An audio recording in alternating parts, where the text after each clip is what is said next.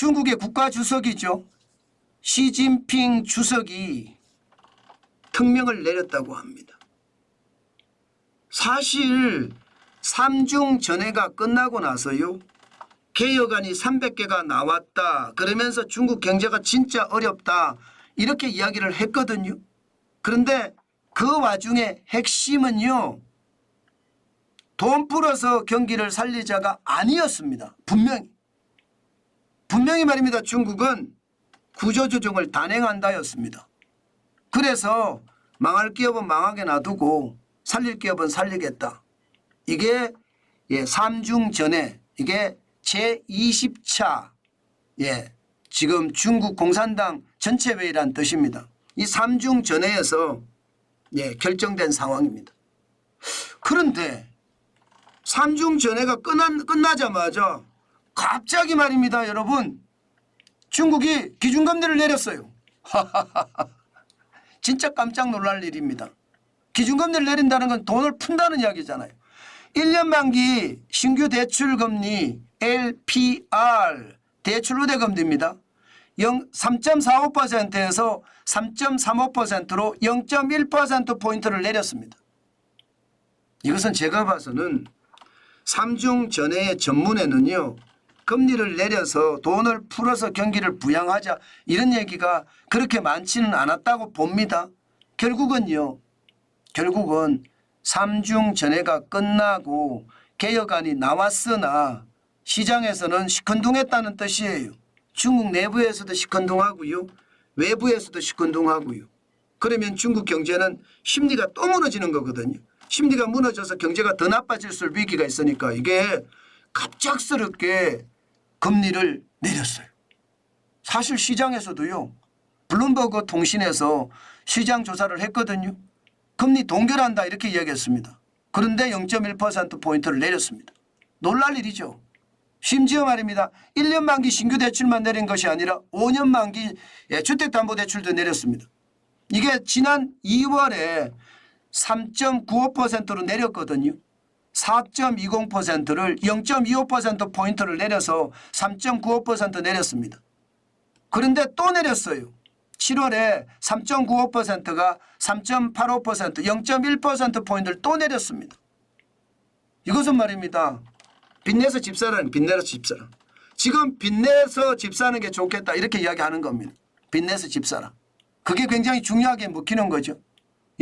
여기에다가 말입니다. 돈을 푸는 요소는 또 있습니다. 이게 MLP라고 해서 중기유동성 지원창구거든요. 이거는요. 중앙은행하고 시중은행하고 거래하는 금리를 말합니다.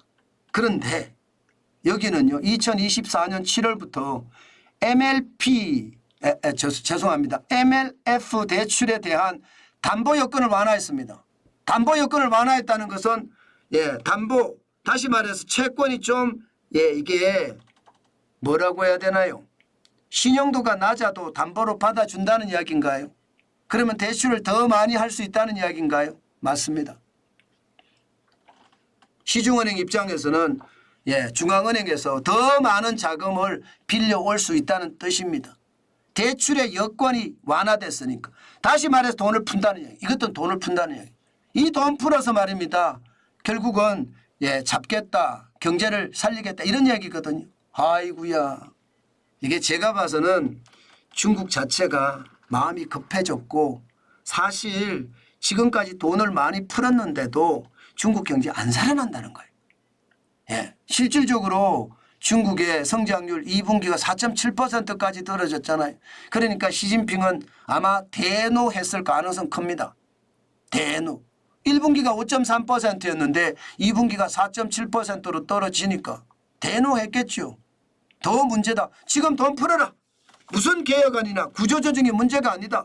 돈을 푸는 것만이 중국이 살 길이다. 지금 시진핑 국가주석의 특명은 돈 풀어라예요. 그래서 내수를 살려라. 경제를 살려라. 그게 핵심이죠. 그런데 과연 이게 0.1%의 금리를 내려서 내수가 살아날까요? 그게 문제죠. 내수가 살아나면 좋겠죠. 지금 현재까지 보면 중국 소매 판매 6월에 2.0% 성장하는 데 그쳤습니다. 근래 들어 최소입니다. 근래 들어. 근래 들어 최소라는 것은 2023년 이후 뭐 최소라는 게 2% 사람들이 돈을 안 써요. 왜 돈을 안 쓸까요? 돈이 없습니다. 돈이 없어요. 여러분들은 돈이 많으십니까? 저도 돈 없거든요. 저도 제 지갑에 이게 10,000원짜리 한 장을 제대로 넣고 다니지를 못해요. 요즘은 제가 마음이 급해서 그래도 10,000원짜리는 그래도 한 두서너 장은 넣고 다니는데 50,000원짜리를 넣으려고 그러면 찾을 돈이 없습니다. 마치 말입니다. 저도 수전노처럼 삽니다. 수전노처럼. 돈이 없는 거예요. 그만큼 말입니다. 벌이가 쉽지 않다는 뜻이 벌이가.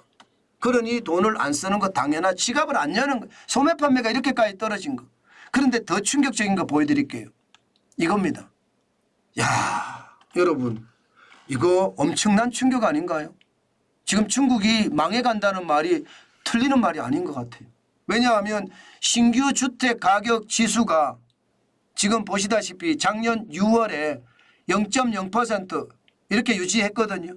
2022년 10월에 마이너스 1.6%까지 떨어지기도 했습니다. 그런데 0.0%까지 유지하더니 그냥 와르르 무너졌어요. 진짜 와르르 붕괴한 겁니다. 붕괴. 2023년 12월에 0.4% 마이너스 0.4%입니다. 이게 2024년 1월에 마이너스 0.7%로 하락폭을 키웠습니다. 그러다가 3월에는요 2.2% 마이너스까지 떨어졌고요. 4월에는 마이너스 3.1%, 5월에 마이너스 3.9%, 6월에는 마이너스 4.5%가 됐습니다. 주택시장이 더 쳐받고 있습니다. 꼬그라지고 있다는 거예요. 중국 경제가 무너지고 있다는 거예요. 돈 빌려서 집 사라 했는데 집도 안 산다는 거예요. 수요가 주니까 가격이 계속 떨어진다는 것. 중국 경제가 실질적으로 무너지고 있다는 반증입니다. 그러니까 시진핑 국가주석이 특명까지 내려서 중국 경제 살려라. 지금 안 살리면 큰일 난다. 급하다 급해. 이렇게 생각하고 있는지도 모릅니다. 그만큼 주택의 상황이 진짜 어렵죠. 어디 그뿐입니까? 제주 구매관리자 지수도 지금 5월에 49.5, 6월에 49.5예요. 이게 기준이 50이거든요. 50보다 넘으면 제조업의 경기가 확장된다는 의미고요. 50보다 낮으면 제조업의 경기가 축소된다는 이야기인데 5월, 6월 연속으로 49.5, 49.5입니다. 그러면 중국 경제가 더 어려워진다고 해도 과언이 아니죠. 지금 중국 경제는 그렇습니다. 오죽했으면 시진핑 국가주석이 특명까지 내려가면서 어떻게 하든 중국 경제를 살려라. 그렇게 이야기를 할까요? 그런데 여러분 이거 살아나기 저는 솔직히 쉽지 않다고 봐요. 왜 쉽지 않느냐? 당장 말입니다. 0.1%포인트 금리를 내린다고 해서 이게 시장에 얼마나 영향을 미치겠습니까? 당장 말입니다. 5년 만기 주택자금 대출만 하더라도 3.85% 0.1%포인트 내렸거든요. 이렇게 내린다고 해서 여러분 실제 신규 주택 가격이 제자리를 잡아갈까요? 지금 마이너스 4.5%까지 떨어졌는데 잡아가기 쉽지 않습니다. 그러면 더 어려워진다는 이야기잖아요. 금리를 0.1%밖에 못 내리는 그 심정도 있을 거예요. 더 많이 내리고 싶겠죠. 경기가 좋아진다는 신호만 있으면 더 많이 내릴 수도 있을 거예요. 근데 자칫 잘못 내렸다가는요. 중국 경제가 환율이 폭등하면서 최악의 상태가 될 수도 있거든요. 지금 중국 경제 나쁘다 계속 이야기하고 있잖아요. 게다가 돈을 풀면 풀수록 중국 경제는 더 위험에 빠지는 게 현실입니다. 통화량 보세요. 통화량이 2024년 5월 현재 302조 위안입니다. 우리 돈으로 5경 7,283조예요. 그러면 미국의 2배가 넘죠? 통화량이 어마어마합니다. 여기다가 계속 금리를 내린다고요? 그러면 달러 위안의 환율은 어떻게 될까요? 달러 위안의 환율은 자꾸 더 올라갈 거예요. 자꾸 더 올라갈 거예요. 그러면서 더 큰 충격이 올 수도 있다. 저는 그렇게 생각하고요. 그러니까 0.1%포인트밖에 못 내린 거예요. 그래서 0.1%포인트 내린다고 내수가 갑자기 좋아질 거냐? No. 절대로 좋아지지 않는다. 제가 절대로까지 붙였죠. 미중 충돌이 계속되기 때문에 쉽지 않아요. 게다가 트럼프 대통령이 대통령으로 당선됐을 때 그때는 중국 제품에 대한 관세 매길 겁니다. 그러면 중국은 더 어려워질 거예요. 오죽했으면 중국은 자체 자립갱생을 하려고 하잖아요. 자립갱생 될까요? 중국은 시장이 크기 때문에 된다고도 이야기합니다. 그러나 경제라는 것은요, 늘 무역을 통해서 성장을 합니다. 그런데 자체적으로 경제가 성장하는 것을 계속 가져간다는 건 아이고야 쉽지 않습니다. 여러분 중국 투자 조심하십시오. 이렇게 되면 중국은 더 어려운 상황에 처해질 수도 있다는 것 지금 느껴지고요. 중국 시장도 지금 굉장히 빠른 속도로 어려워지는 거 저는 보이거든요. 조심조심 하셔야 된다는 게 이거예요. 중국은 결국 말입니다. 자립갱생을 해서 러시아나 혹은 제3국을 통해서 중국 경제가 버텨주면 다행이지만 그렇지 못하면 중국 경제 쪼그라들 겁니다. 저는 그것 굉장히 염려하고 있고요. 왜냐하면 우리한테 영향을 미치기 때문에. 그래서 우리는 대비하고 준비하는 자세 꼭 필요하다는 거 제가 여러 번 강조합니다. 아셨죠 여러분? 중국 경제가 무너질 수 있어요.